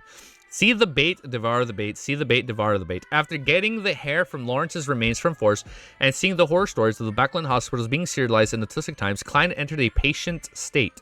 He was also promised to send Miss Magician to a new place the next week to record new sights and customs. Soon a new week had arrived. After having his lunch, he planned to take a short nap to prepare for the 3 o'clock tarot gathering. At this moment, Renette Tanker, who was holding 4 blonde red... Oh, never mind. All 4 heads are here. 4 blonde, red-eyed heads walked out from the depths of the void. One of them had a linen bag in its mouth. Who sent it? Klein suddenly had an inexplicable feeling. He had a complicated premonition, and he didn't immediately reach out to receive the bag Miss Messenger was holding. Renette Tanker's 3 free heads spoke one after another. The real mutated king of mushrooms? Frank Lee? Or are we talking about the real king of mushrooms? He's so scary. I love him. He's so scary. I love him. Shit, I'm ready. I'm ready to see more of him. By the way, it's Parasitize. Oh, why was I saying parasitite? Yeah, it's parasitize. When you parasitize something. The way, when there's no why, I said it. It's like parasitite. Parasite. You know what I mean? I know it's parasitize. I don't know why I was saying it that way. This string of words, I roughly understand what's going on. Klein controlled his expression of not baring his teeth as he slowly took his head. When he opened the bag, he wasn't surprised to see a copious amounts of demons, no mushrooms. Some of them were white and full, as though they would spurt out milk. That's fucking gross. Spurt out milk with a single poke. Some of them were black to the bottom and were embedded with a thin blood-colored lines of marketing. Some of them were covered in gold stars, and the mushroom's cap was large as a palm. At that moment, the mushrooms were still squirming slightly, as though they wanted to spread their hyphaia and spores. I know what spores are, but I don't know what that first part is. After swallowing his saliva, he picked up a letter that's surrounded by the mushrooms and started reading. My dear friend Gurman, I finally completed a request. I've invented mushrooms that can be planted in dark and harsh environments. They can grow by devouring the flesh of blood of monsters without any other conditions. Their descendants will be divided into 2 categories. The first type will accumulate various kinds of poisons that cannot be eaten. However, they can be used as a source of poison. The other type can be used for food after being cooked at high temperatures through boiling, stewing, and frying. You must remember to not eat it raw or before it's cooked, otherwise they will proliferate in your body using your flesh and blood as hotbed. Wow, that's fucking scary, dude. That is crazy. In consideration of having a variety of flowers, I've invented 11 kinds of mushrooms. Some are rich in milk. This can be directly drunk. Some are like beef, hot. When frying them, there's no need to provide any extra oil. Some are as delicate as a fish, but without bones. My suggestion is to roast or boil it. I'll take all of these. Wouldn't have been possible without your help. If I hadn't already advanced to become a druid, I might have taken a few years or even more than a decade to resolve all the problems I encountered during the experimentation process. If you have any other ideas that are suitable for me, please share them with me. Your friend forever, Frank Lee. With a letter in his hand, what a good friend. With the letter in his hand, Klein felt silent for a long time. He took up and realized that Miss Messenger was still waiting. He sighed silently and walked to the desk. He took out a piece of paper, pen, and slowly wrote, I'm very happy that you succeeded. The mushrooms will help me greatly. They will effectively reduce famine in certain areas. I'm currently busy with some matters, so I don't have any new ideas for now. Your friend, Gurman Sparrow. Quick and to the point. After folding the letter, he looked at Miss Messenger and hesitantly asked, how's Frank Lee's condition like now? The head that Renette Tanker had previously failed to say anything spoke first, excited. The other 3 added, animated, happy, satisfied. Following that, the 4 had said, no longer afraid of being buried, and so. Why? Klein subconsciously asked. The 4 blonde red eyes hidden in Renette Tanker's hand spat out word by word. He can extract the soil's nutrients and oxygen. Frank had really evolved quite a bit after becoming druid. He can do all that himself. For a moment, Klein wasn't sure if he should be happy for his friend or if he should grieve for the crew of the future. I would grieve for the future. As he watched the Miss Messenger leave, Klein forced himself to sleep through cognition. Then he woke up at 2:30 p.m. to prepare for this week's tarot gathering. At 3 o'clock, the dark red beams of light rose up from the ancient palace above the gray fog and solidified into their corresponding figures. Audrey immediately stood up, curtsied, and bowed towards the end of the long bronze table. Good afternoon, Mr. Full. As a senior psychiatrist, she had great control over her emotions. Furthermore, she hadn't encountered any problems this week. She was mainly seeking out donations, contacting pharmaceutical factories, and organizing medical volunteers. However, compared to the past, the cheerfulness and happiness she had when making her greetings had decreased significantly. The Full Klein nodded slightly in response to the greetings from the members of the Tarot Club. Following that, he cast his gaze at the hermit. He still owed this lady 8 questions. Catleya bowed. Oh shit, that was a lot of questions. It was 9 questions in total, right? Catleya bowed her head and said with an unfalutable attitude, Honorable Mr. Full, there are 2 questions of this time. After obtaining the approval, she continued. The first question is, what is the state of the devils in the abyss? Queen Mystic first suspicion is that the Emperor Mausoleum is hidden in the abyss. This is identical to the Emperor's train of thought. She is indeed his biological daughter. Unfortunately, there are many citizens that can be controlled there. The Full Klein muttered to himself inwardly as he answered with an unchanging expression. The current abyss is a place most devils are unable to live. Most devils are unable to live even in the abyss. That's crazy, dude. All right, next chapter is 1029, and it's called Pressure. All right, let's keep reading, dude. All right, chapter 1129 is called Pressure. The current abyss is a place most devils are unable to live in. Upon hearing this, Mr. Fool's replied, and Catleya and company inevitably felt a deep sense of shock and mysticism. The abyss was considered by all the most corrupted and most disorderly place. It was where the devils lived, but now most of these natives were unable to survive there. Is the environment of the abyss worsening, causing the devils to be unable to adapt to it, or is it because the situation regarding the corruption, chaos, and degeneration had improved, making the abyss no longer suitable for the devils to live in? Augur quickly had two theories, but he didn't know which one it was. The hermit Catleya shared the same thoughts as him, but she was even more puzzled as to why Queen would also say such a question. Regardless of Mr. Fool's answer seemed to have a deeper meaning to it that one couldn't help but Queen's understanding whatever agenda she had and its secrets. As for justice, she suddenly thought of the Church of Knowledge, prophets, demigod. He had once said that the end world would arrive in 1368 of the Fifth Epoch. This was publicly acknowledged by all the Beyonders who were good at making prophecies. Even the deities had agreed to it. In 1350, this year, we're only 18 years from the apocalypse, hence there are signs of appearing in the abyss. There are signs appearing in the abyss next. Oh yeah, Gladys, I do want to read RI. I do want to read it. That's why I'm just reading the manhwa right now, but I do want to read it. But now the anomaly within the abyss had left her inexplicably horrified. She desperately wanted to prove herself. She wanted to finish the digestion, the potion, and obtain the Beyonder characteristics left behind by Hyven Rambus to advance to become a demigod. Only then could she have the ability to interfere and resist certain things that she didn't want to see happen. Mr. World entrusts me with more tasks. Audrey silently prayed in her heart and secretly placated her restless emotions. The members such as Leonard, Force, and Shiot actually had some doubts about whether the abyss really existed. This was because after the second epoch, the abyss had never revealed itself to the world again. The most active devils in the real world had come from the Blood Sanctify sect. Even the high-level devils and the evil existences the rituals pointed were highly likely to be the highest echelons of the Blood Sanctify sect. Of course, the evil god, the dark side of the universe, was widely regarded as the embodiment of the abyss. Shit. But his presence was extremely low. If he hadn't occasionally responded to the ritual and showed the characteristics of the devil, he would probably be considered a pure legend, just like the giant King Armir. But even so, the secrets from the Church of the Evernight that Leonard could come into contact with had also shown that it was possible that the dark side of the universe was the disguise used by evil gods and hidden existences. This wasn't surprising to Derek in certain places, some distance away from the City of Silver. Deep in endless darkness, there were many devils that were unable to maintain their calm state. There was also no lack of demigods like the demons among them. The situation there wasn't too difficult for the abyss. If not for the fact that the Giant King's court and other iconic items existed, the City of Silver citizens would definitely have suspected that the truth behind them being abandoned was that they had been thrown into the abyss. As the thoughts flashed through the member's mind, Catleya restrained her doubts and continued asking, Honorable Mr. Fool, the second question is, did the things the Emperor Rizzo do in their later years have any external unnecessary influences? This question reminded Klein of the shocking details in Rizzo's later diary entries. Immediately he sighed with a posture of the fool. He slowly shook his head. No, those things were whatever the Emperor wanted to do. Just as Catleya felt an uncontrollable sense of disappointment and sadness where she heard Mr. Fool smile with a sigh, it was due to an external influence or influencer, but due to corruption, it was very difficult to detect even for him. Corruption. Emperor Rizzo was corrupted in their later years. At this time, he was already quote unquote a grounded angel. How could he be corrupted? Is it from a particular true god or the underground corruption that even the ancient gods feared? Amidst the shock, Audrey came up with a guess based on the secrets she knew.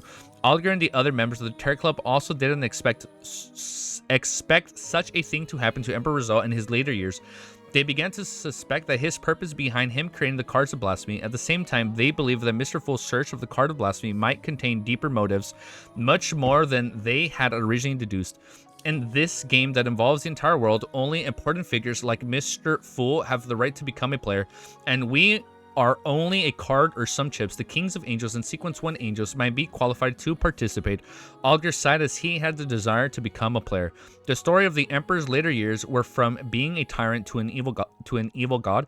A book that starts off, wait, what? The story of the Emperor's later years went from being a tyrant to an evil god. A book that starts off with romance, motivation, passion, love, adventure, and even the decadent lifestyle of into high society later turned into a horror story.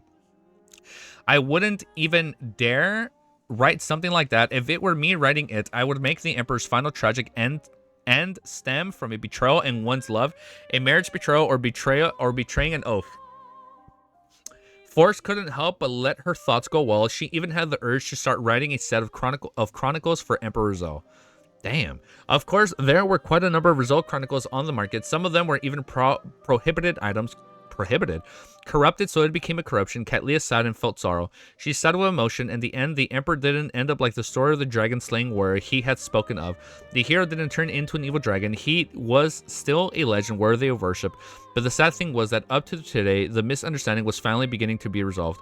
After her emotions settled down, Katlia recalled the matter of being corrupted. The more she thought about it, the more horrified she became. She believed that she was one of the members of the Terror Club who knew Rizal the best. She knew very well what the height this emperor had reached in the later years. Of course, Mr. Full was convener, a witness, and not a member. However, a sequence one angel such as him, someone who'd made the throne of divinity a target, had been silently corrupted. He and the people around him didn't notice it at all. This is much more terrifying than it is horrific. Katlia secretly took a deep breath before slowly exhaling to regulate her emotions. Then she bowed towards the end of the long model table. Thank you for your answer, Honorable Mr. Fool. I'm also thankful that you didn't ask anything beyond my means. He's like, that's all I know, dude. That's all I can lampoon my way through. The Fool client gave a self-deprecating laugh as he leaned back into his chair and nodded slightly. You may begin.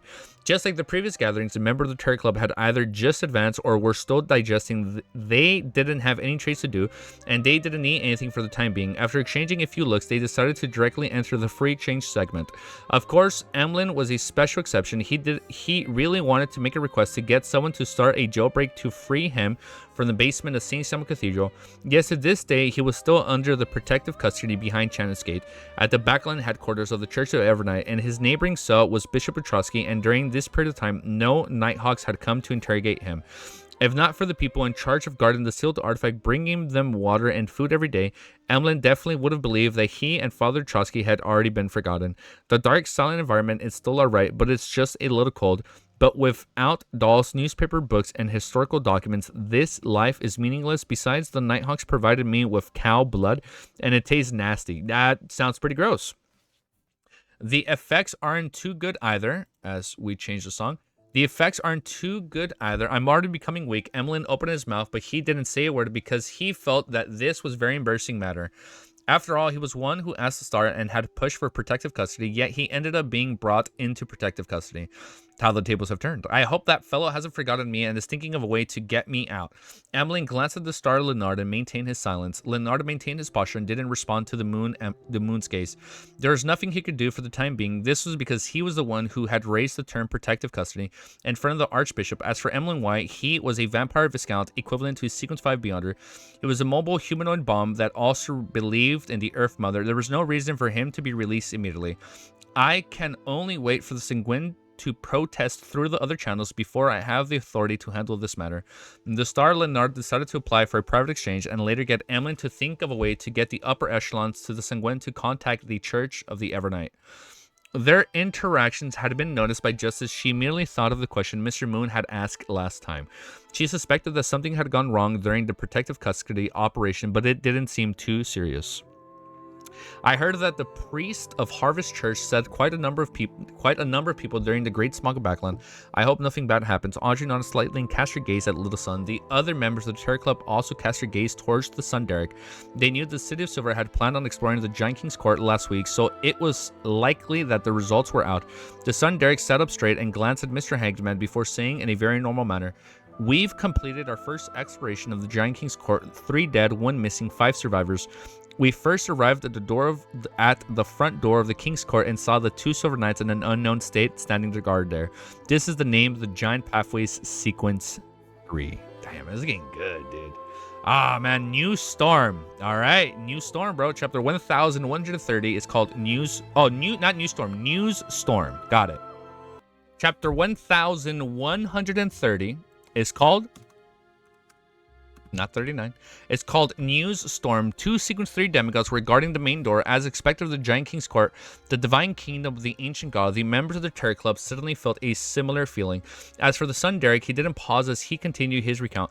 To him, he was shocked when he first discovered the 2 silver knights guarding the main door of the Giant King's court. However, the series of events that followed made it seem extremely ordinary, making it difficult to stir up his emotions. According to what Mr. World shared, we followed a rather hidden path to the back of the Giant King's court. The monsters we encountered were mainly wraiths. They were restrained by the unshuttered crucifix. After we arrived at the waiting forest, we tried to explore it, and we discovered that the remnants of the Giant King were all but the divine kingdom's powers had formed from an evil spirit.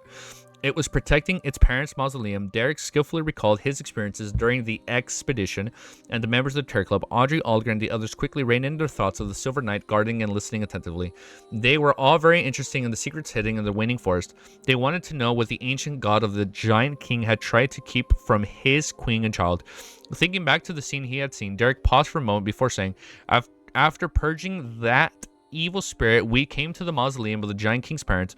There was a stone stele erected there as it indicated the identity of the tomb's owner. As for the tomb and coffin, it had long been opened by someone, revealing the corpses inside. There were the corpses of 2 humans. Corpses of humans. The tomb of the Giant King's parents had corpses of humans buried in it. Like, what? Nani? Godfather and Godmother. No, there wasn't any religions back then. As a demigod who knew plenty of mysteries, the hermit Kalia first reaction was that the 2 corpses had another identity. Immediately following that, she recalled what the queen had mentioned. It was a question that Emperor Zod had asked, as though she had been talking to himself when he was alive. Why did the ancient documents and historical records refer to giants, elves, vampires, and humanoid creatures, or anthropoid creatures? Nani? Why didn't they refer humans as giants, elf-likes, or vampire creatures, or like creatures? Could it be that all the humanoid creatures had descended from humans? Could it be that all the humanoid creatures had descended from humans? The giants, elves, and vampires were the mutations brought by the bionic characteristics that could eventually become inherited. Katlia instantly calmed her emotions as she seriously considered the possible reason. At this moment, she felt that her potion would be digested to a certain degree once she returned to the real world. This was because the sequence for the mystery power pathway was called Mysticologist, and the origins of the giants and the humanoid creatures were without a doubt mysticism knowledge of extremely great value. And it's going to help her. Great value that most ordinary demigods had no way of knowing. The Giant King's parents were humans. That must be fake. Alger immediately suspected that someone had fabricated the scene. It's like they've tampered with the crime scene. However, on second thought, this act not only dude, thank you for subscribing. I think I have the pop-up on screen turned on. My day is going pretty good, Daniel. Thank you for asking. I hope you're having a good day too, dude. But one had to prepare a suitable coffin to make the tomb look like it didn't belong to a giant. Furthermore, fabricating it was pointless and wouldn't affect reality too much. Alger felt that no one would be so bored as to do something like that. You say that, but you never know. To be able to enter the Giant King's court and surpass a powerful evil spirit, the person who approached the 2 graves was at least a saint, meaning that they had long passed the age of pulling pranks. Could it be that the ancestors of all creators were humans? This includes the elves, as he had seen too many shocking things at a Terror Club, as well as suffer a religious breakdown from the mural on the primitive island. Alger didn't have overly intense emotions run through him. He just couldn't help but raise his hand and touch his dark blue hair. Mr. Hangman connected himself to this matter. The Giant King's parents are actually humans. From the looks of it, most of the creation myths are fake. They were all fabricated by the future generations. However, there are also hidden meanings in them. Mr. Moon seems to find it unacceptable. Mr. World seems to have known about it long ago. With the help of placate and other psychological techniques, Audrey was able to compose herself the fastest, and she instinctively observed the reactions of the other members. At that moment, Emlyn was most restless. His mind was filled with thoughts of impossible and the impossible.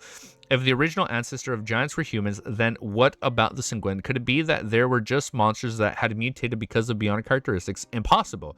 We were clearly created by the ancestor. She has the authority of life and creation. Wait till you found out, bro, she was human, bro. It's completely different from the barbaric deities like the Giant King and Elf King who only knew how to fight. As Emlyn's thought churned, he felt a baffling feeling that his pride was cracking apart. Oh, I can see him losing control right here. Well, not fully, right? But like, he's like, it's fracturing. Don't talk about COI, please. Oh, no, it's okay. It's right. We won't get into COI. Yes. We'll save COI. His intuition, his rationality, and brains told him that the son Derek didn't have any reason to lie about this matter. The possibility of other existences fabricating the scene was also very low. Hence, he subconsciously expelled the giant and elves from the ranks of humanoid creatures, and he viewed them as a branch of humanity. Leonard, Force, and Shio quickly accepted the possibility that the son revealed to them, regardless of whether the giant ancestors was giant or human, or even a curly-haired baboon. It was no big deal. At most, it just meant that many supernatural creatures were a result of excess beyond characteristics in the bodies of ordinary creatures, but this didn't cause any meaningless changes to their concept of reality. Concept of reality? The son Derek calmed himself down and continued in the strange silence. After leaving the waning forest, we entered the Giant King's court through the barren tunnel. On the way, there were remnant powers of the corruption and concealment. We had to make the correct response in order to pass. That palace contains a mural that possesses powers related to the cycle of fate. As such, we were affected and transformed into the people who participated in a gathering. We repeated a very short process, and this process was the establishment of the Rose Redemption. Literally one of the craziest moments after. All right, come on. Hype it up a little bit more, Derek. Come on, dude. The music is low. Let me raise it. At this point, Derek looked around and saw that all the members had temporarily jolted out of their previous states. They were extremely interested in the organization called the Rose Redemption. They all knew that this was an extremely secretive and ancient organization that followed and believed in the true creator. It was the origins of the Aurora Order, and its members were the kings of angels like Ouroboros, Medici, and Sefirah. Derek retracted his gaze and exhaled silently. The two people who convened the Rose Redemption, Dark Angel Sefirah and Evernight Goddess Amanisis, Audrey, Leonard, and Shield began to doubt their ears. They were all believers of the Evernight. They never expected that the goddess would be a member of the Rose Redemption and even be one of its Covenanters. This was akin to saying that the Evernight Goddess was a member of the Terror Club. If not for the fact that they knew what kind of person Little Sun was, knowing that he wouldn't lie, they definitely would have suspected the truth of this matter. But now they were left temporarily speechless. They didn't even dare to think too deeply about it.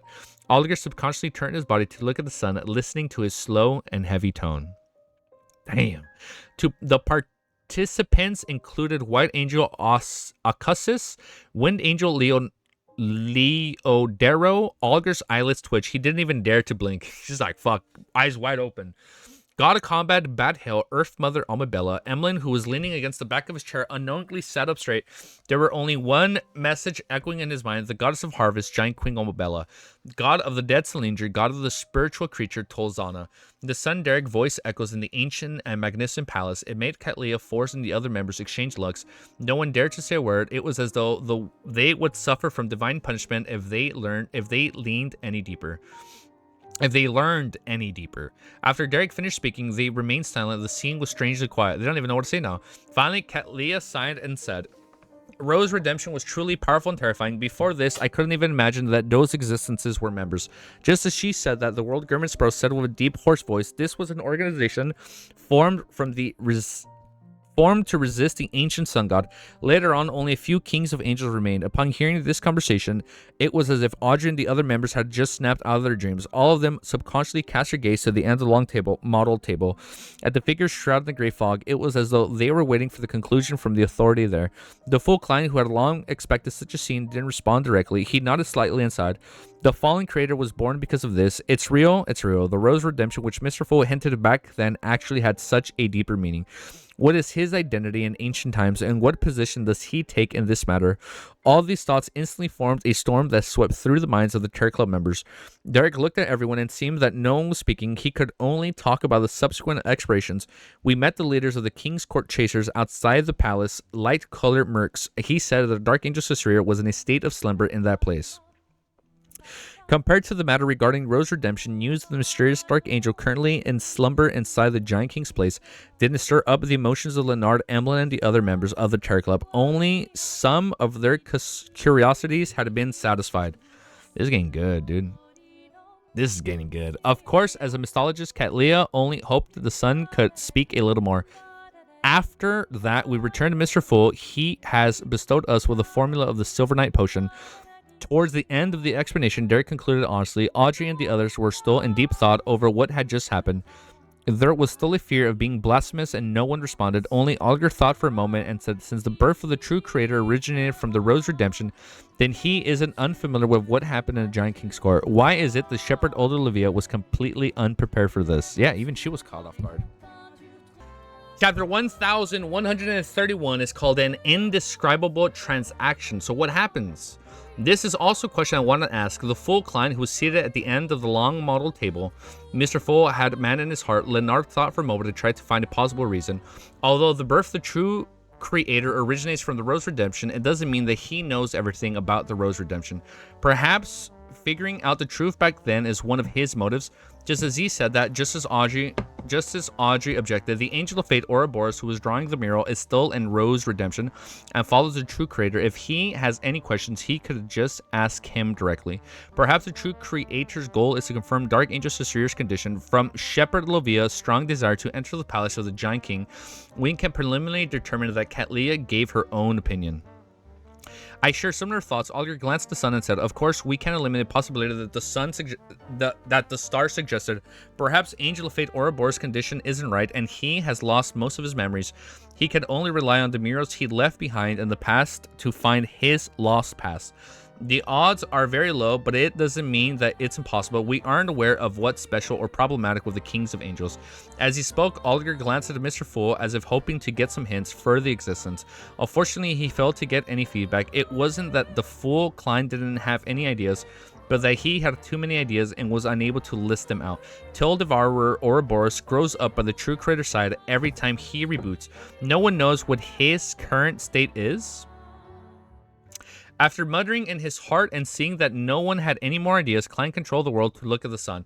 I recently obtained a batch of mushrooms that can be grown in the dark when feeding them the flesh of the monsters. I wonder if the City of Silver is interested. Mushrooms that can devour the flesh and blood of monsters. Shio and company were surprised and curious.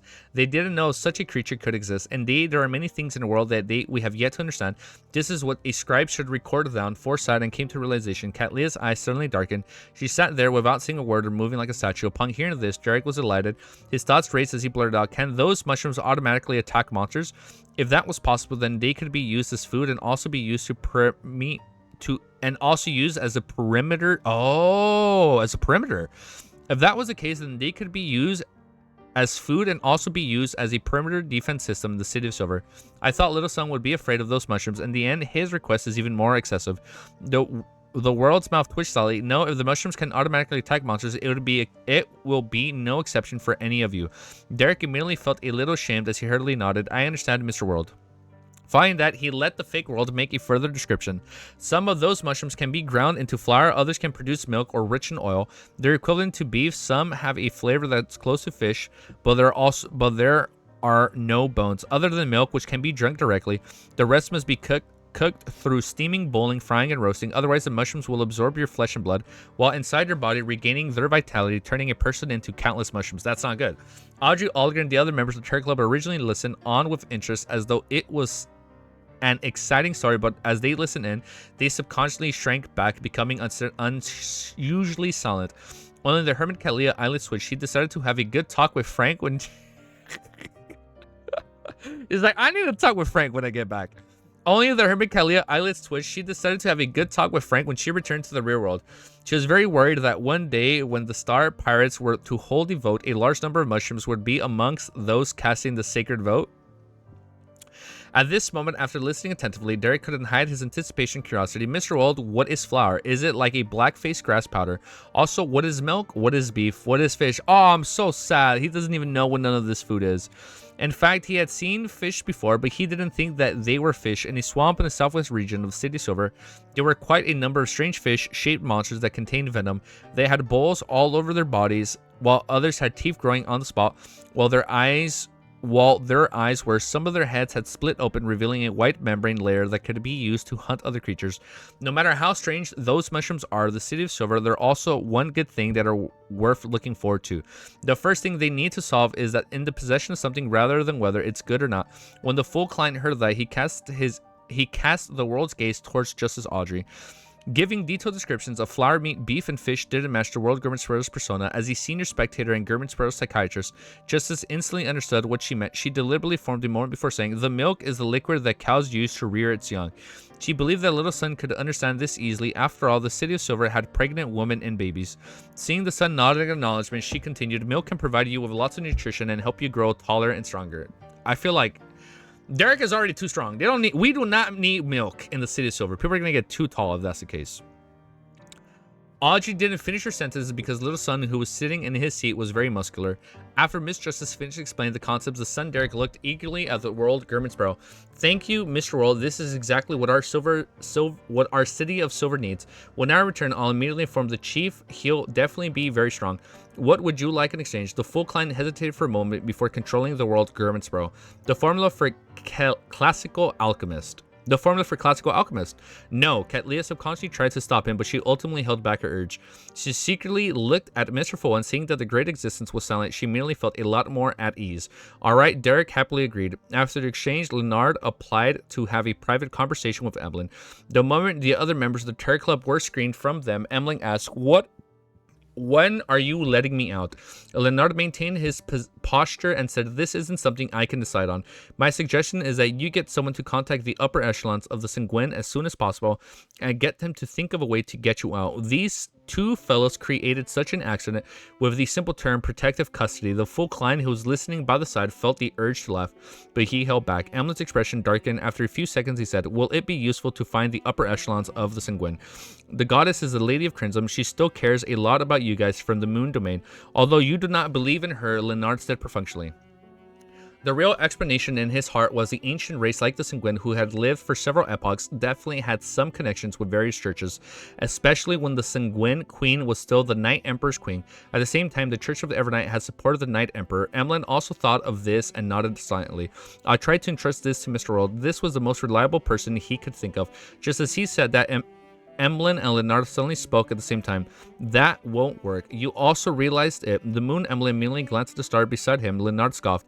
"It's such a simple problem." Emlyn returned with a scoff. "But you just suggested that I contact the upper echelons of the Sanguine. I've been locked up by the Church of the Evernight for days.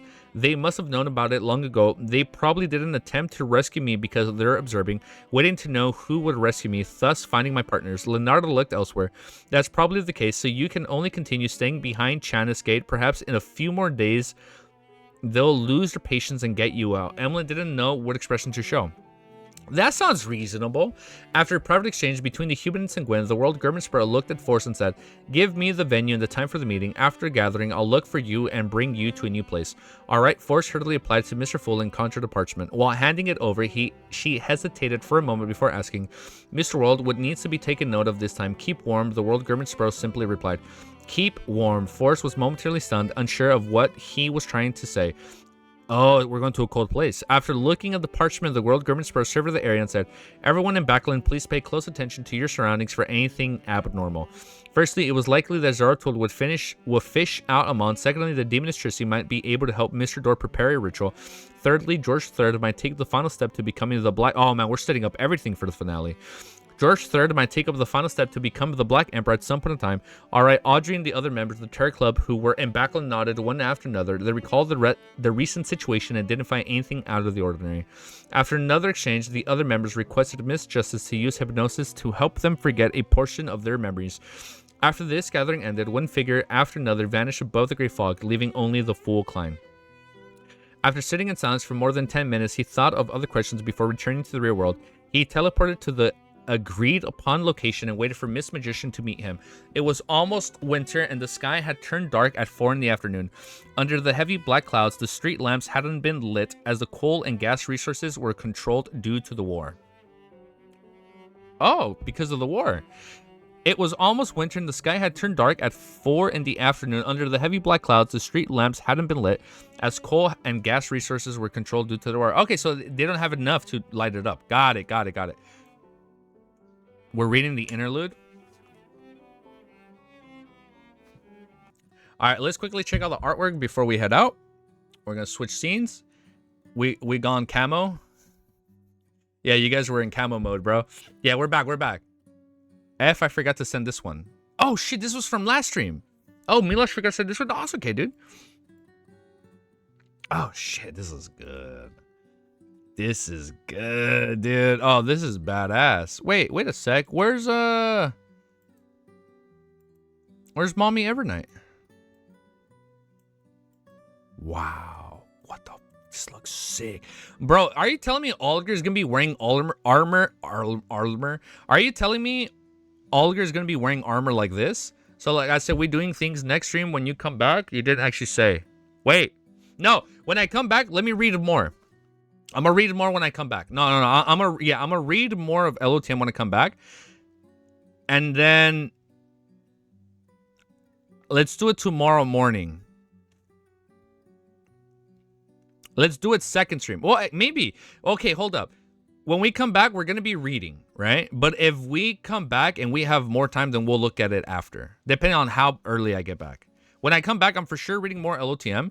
And if I'm going to stream a lot longer tonight, then I think we'll watch it. We'll check it out right away and do it now rather than wait until the morning. Damn, man. Wow, look at that. Fucking Ouroboros. Look at this shit. So that's the Sefirah? Damn, look at fucking Adam, Amon. Damn, fucking Medici. What a fucking Giga Chad. I'm sorry, username. I'm sorry. This is Klein Drip. I didn't see this.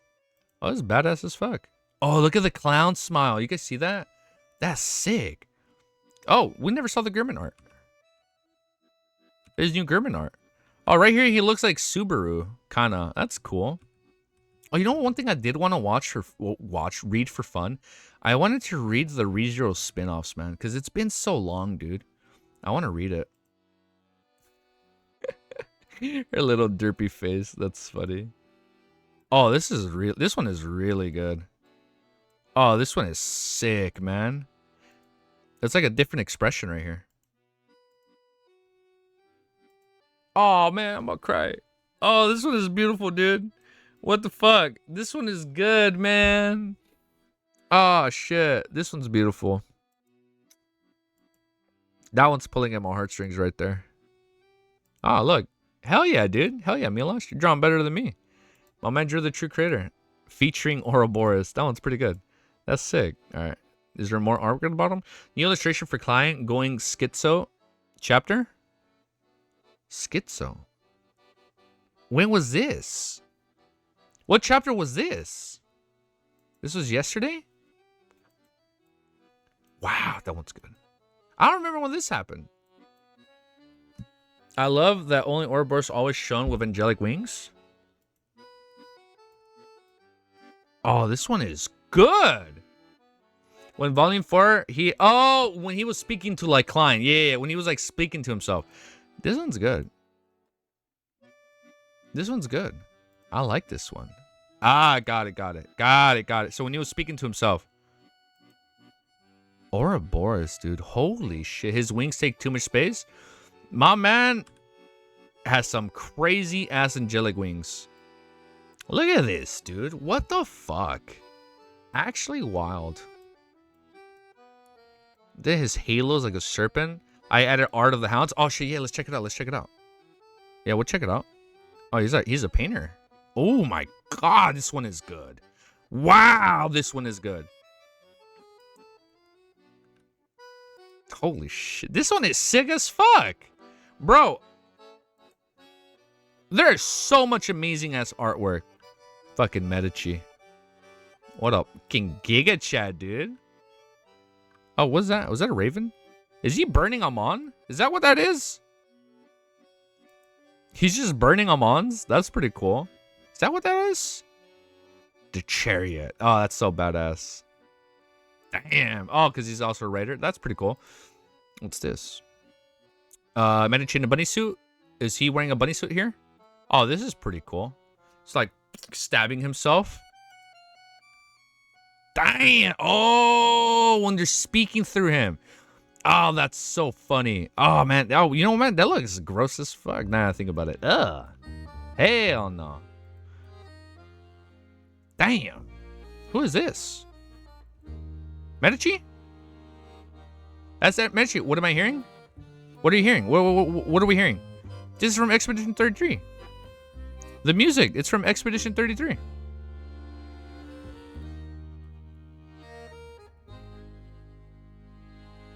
Oh, it's an MC from another novel? I thought this was like Medici, but like in casual wear. Oh, okay. Never mind. The fuck is with the penguin? Oh, that's so funny. He has a manhwa and a novel? Oh, okay. Oh, these are the hounds. Wow, that's so freaking tight. Look at the freaking eyes. Oh, man. They gave up one eye each. Now I feel bad. My man actually became the beast tamer. He actually became the beast tamer? Oh, hell yeah. Good for him. Let's go, dude. Who is this guy? Oh, hell yeah. Good for him. That's badass. I'm so glad I didn't wear clown makeup, dude. I would have been crying so badly. Oh, man. I'm telling you, I teared up. The video's going to go up today in a few hours. Oh, man. It was badly. It was badly. It was very bad. It was ugly tears, man. It would have been so bad if I was wearing that. So this is Spanish. This is cool, dude. That's badass. I realize people always have like I have regular earbuds just because it's easier for me. I didn't know you can just connect it through Bluetooth. That's pretty cool. All right, man. I'm gonna let you guys go. The plan is to be back. We're gonna read more. You know what? No, I promise you, Cammy. No, username. When I come back, we do it first. Let me see. Hold on. No. First more Lord of the Mysteries, because we're so close to the ending of Volume 5. I can finish it. Right above the streamer. Miss one art of the hounds. Is it? Oh, I missed that one. Yeah. I missed this one. You're right. Our eyes for you. Oh, MFG. Oh, and these are the eyes they left behind. I thought we were gonna be fighting like werewolves and shit. Nah, they're over here just joining us. We're over here just beast taming them. That's cool, dude. That's awesome. All right, guys, I'm gonna let you go. The goal is to be back, and we'll read more. And we're gonna be reading as much as we can tomorrow, and checking out the Dunkwas username sent our way. You got my word. All right, peace. Have an amazing day. I'm gonna see you guys very, very soon. Let me start uploading this right away. All right, see you soon, guys.